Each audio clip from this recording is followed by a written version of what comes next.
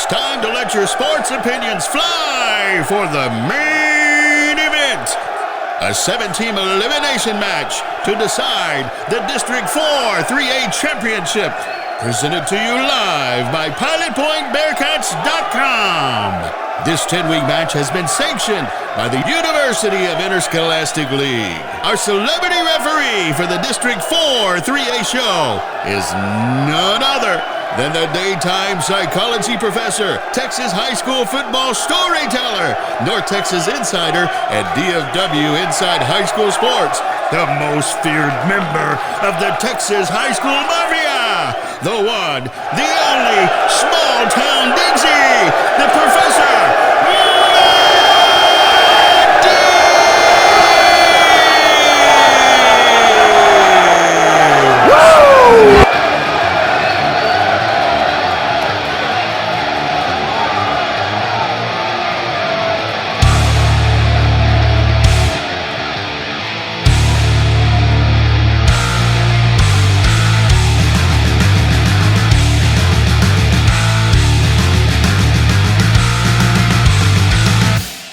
Playoff Week 2 of the District 4 3A report. I am the Professor Matt Diggs. Thank you for tuning in to another episode, and we are excited that we have 3 teams left in the District 4 3A report that will be continuing on into the second round of the playoffs, and potentially next week we could start to see District 4 3A on District 4 3A violence depending on what happens this week. And just as a little bit of a spoiler alert, I think we're going to see that. And I'm excited to talk about the games, but to know where we are going, we have to know where we have been. And we'll start out by looking at Pilot Point against Jim Ned.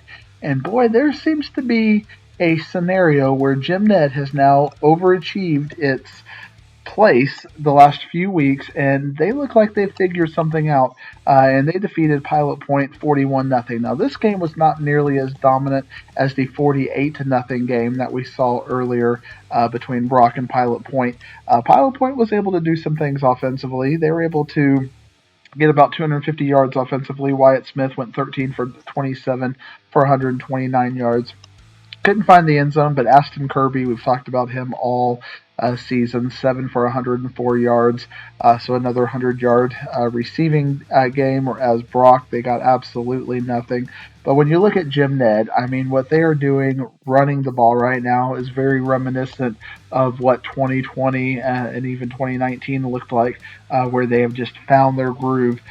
Troy Duran, 16 carries for 205 yards. He also serves as the quarterback. Now, his quarterback accuracy is not great. He went 1 for 5 for 14 yards and an interception. So obviously throwing the ball is not the kind of thing that Jim Ned wants to do. But when they're able to run the ball the way they were for 49 carries for 440 yards, who needs to pass the ball?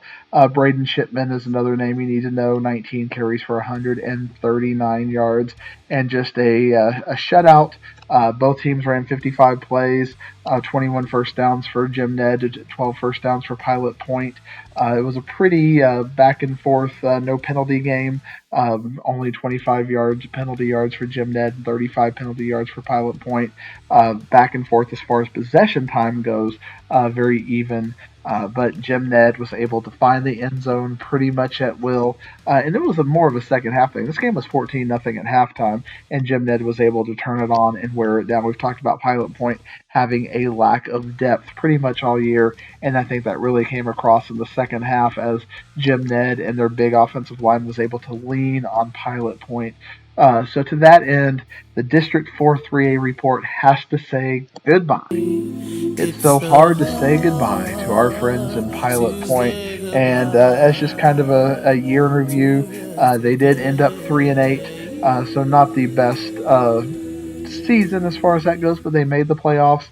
They beat Callisburg to start things out with, and I mean that win still looks pretty good as far as things go, because Callisburg is now in the second round of the playoffs. So that's a team that is continuing to have success as the season goes on. They're going to be taking on undefeated Palmer this week.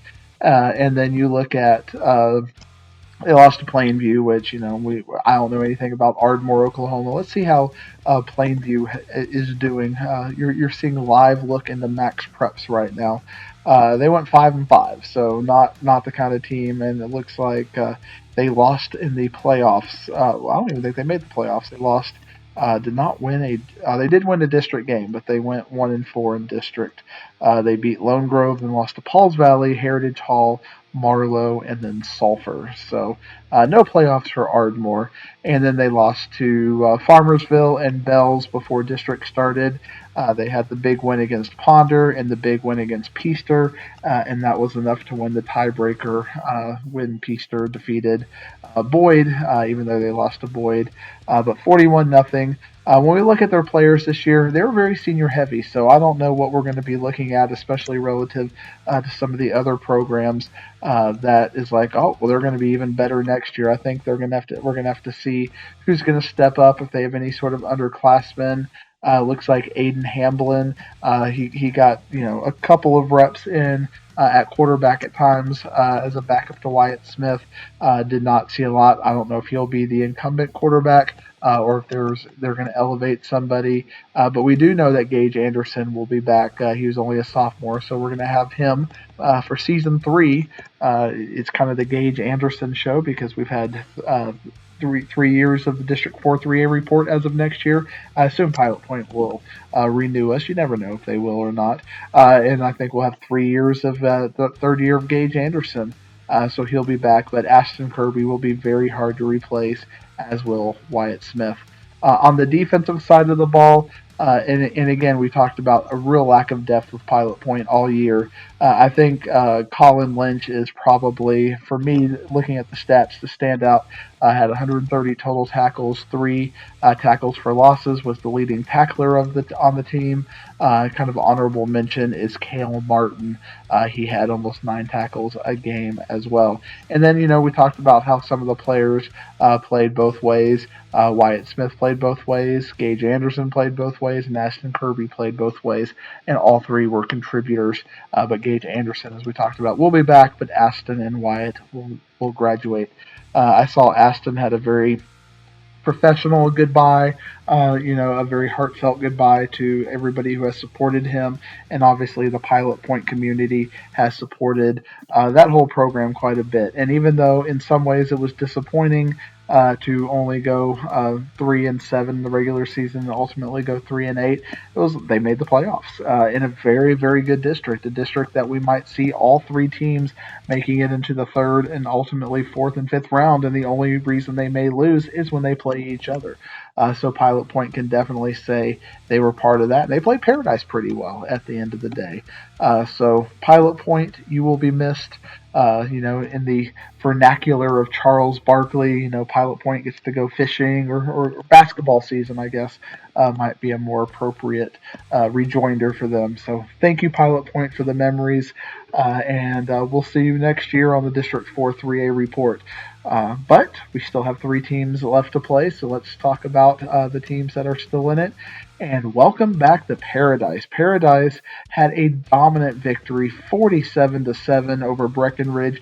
And remember, folks, Breckenridge was state ranked at one time this year. So Paradise beating Breckenridge, I still wonder if our friends at Dave Campbell's wants to have a redo as far as their rankings go.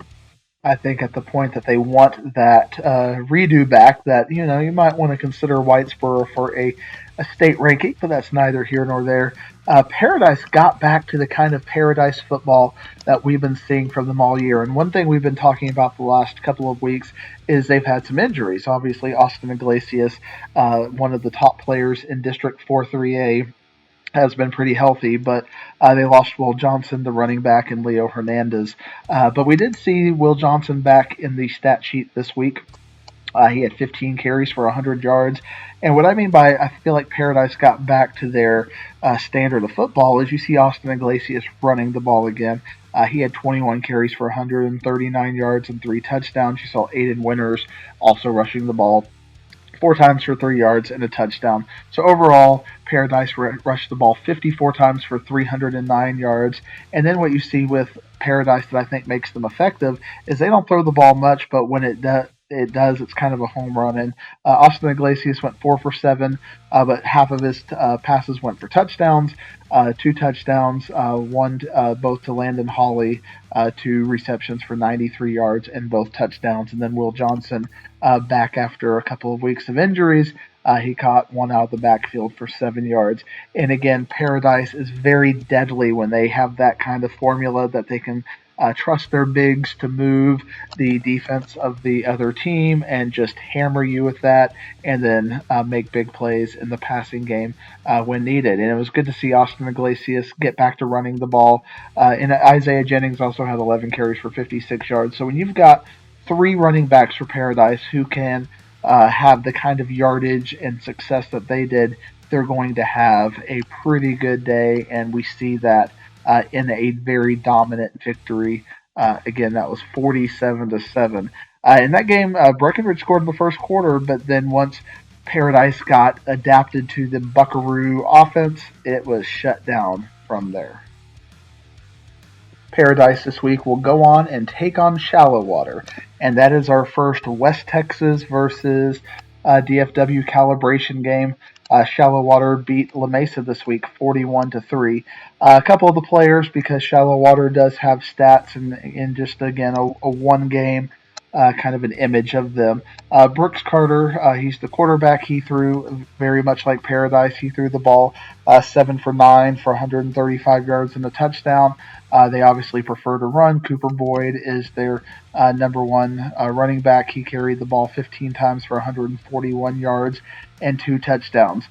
So Shallow Water just doesn't look like they have a lot of playmakers, that they rely on a lot of seniors, a lot of defense, and they were able to do some things defensively against Bushland in that game that got us on their radar. But it'll be interesting to see Paradise versus Shallow Water.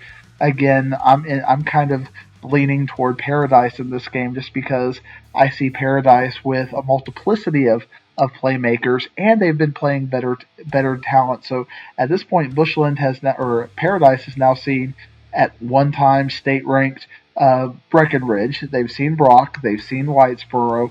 They haven't won any of those games, but they obviously they won this past week.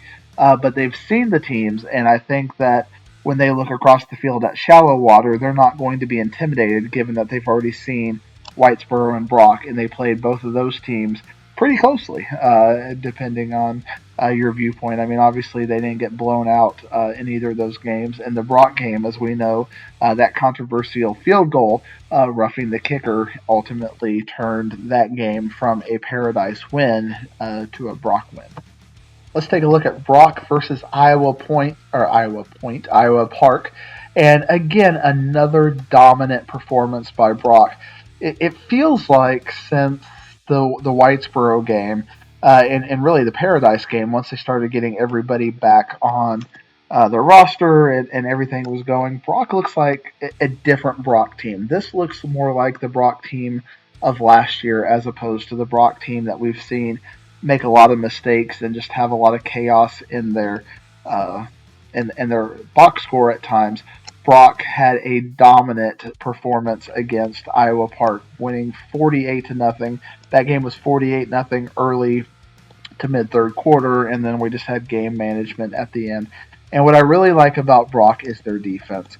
When you have a defense that creates 3 turnovers and holds Iowa Park to only 105 yards, total offense, only 2 yards a run on the ground, and able to only keep you at 26 passing yards, that is the kind of dominant performance.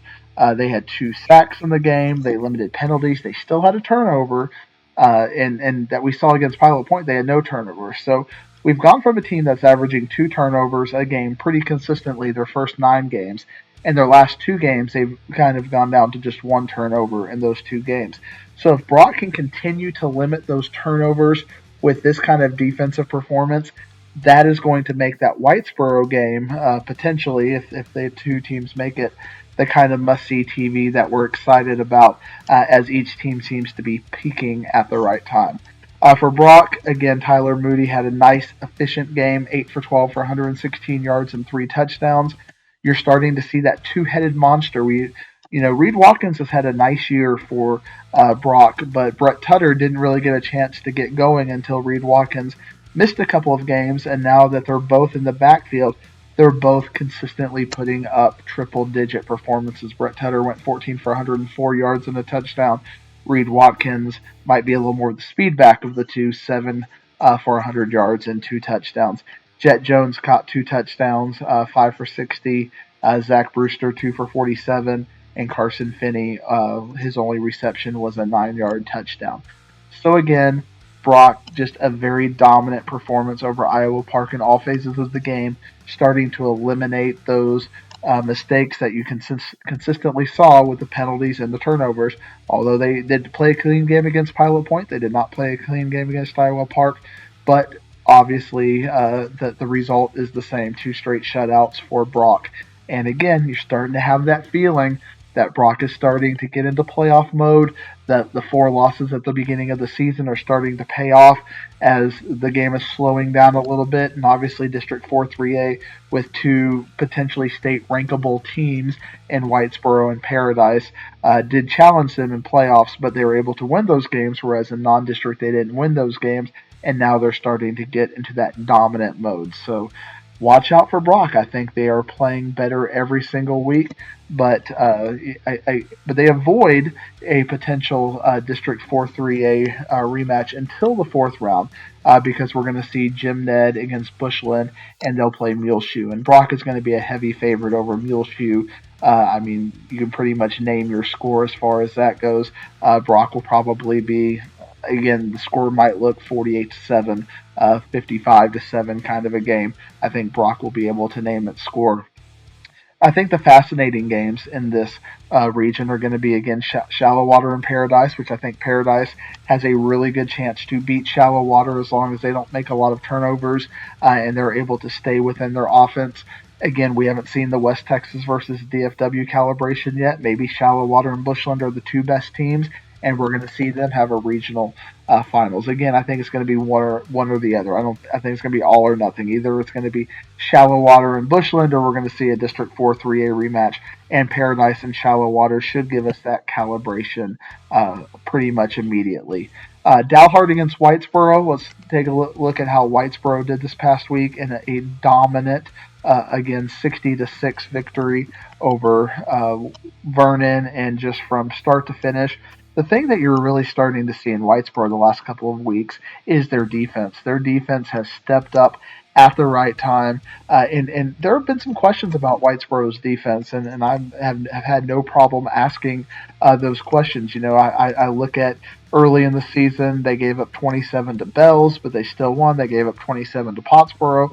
They still won. They gave up 24 to Pilot Point, and Pilot Point, again, was shut out their last 2 games. But then, and then they had the Brock game, which, they gave up 39 to. And Ponder, you can't really pay much attention to that because there was a lot of garbage points in that. But Paradise, they only gave up 7 points. Ponder, the first team against the first team, almost next to nothing for Ponder. And now Vernon, they've only given up 6 points. So that Brock game got that defense electrified for Whitesboro, and ever since then, they have taken up to that next level, and they've been playing excellent defense. And I think that's what you need for Whitesboro, is to play both phases, because we know their offense is good. I mean, we've seen their offense for the last 2 years put up really good numbers. In a game against Paradise where they had to grit out a rain-soaked kind of a victory, they did at the time. They put up 60 against Peaster, 40 against Boyd, 58 against Pilot Point. In those early non-district games, they had just enough offense for Pottsboro and Bells. State-ranked Pottsboro, who they've beat, and Pottsboro has no wins to note. So Whitesboro, we knew the offense was going to be there. The fact that the defense has come along has made them a very dangerous team. Mac Harper, just another efficient night, 8 for 18 and 3 touchdowns throwing the ball. Grayson Ledbetter, another great rushing game. Only had to touch the ball 13 times to get 166 yards and 3 touchdowns. Mac Harper, when he was running the ball, again, very efficient, 9 for 84. Colin Phillips in cleanup duty, the sophomore, 3 carries for 19 yards and a touchdown. Carter Sluter, 2 carries for 14 yards and a touchdown. Receiving, again, we had 3 touchdowns. Brett Donaldson, Grayson Ledbetter, and Jay Sanders caught all 3 touchdowns. One each, and then Carter Sluter had a lot of the yards, 3 for 67. Brett Donaldson had 2 for 70. So, what can you say about Whitesboro? They have found it at the right time, and they're going to be taking on Dalhart this week. Dalhart with a slight upset over Denver City last week, 31-21. Dalhart.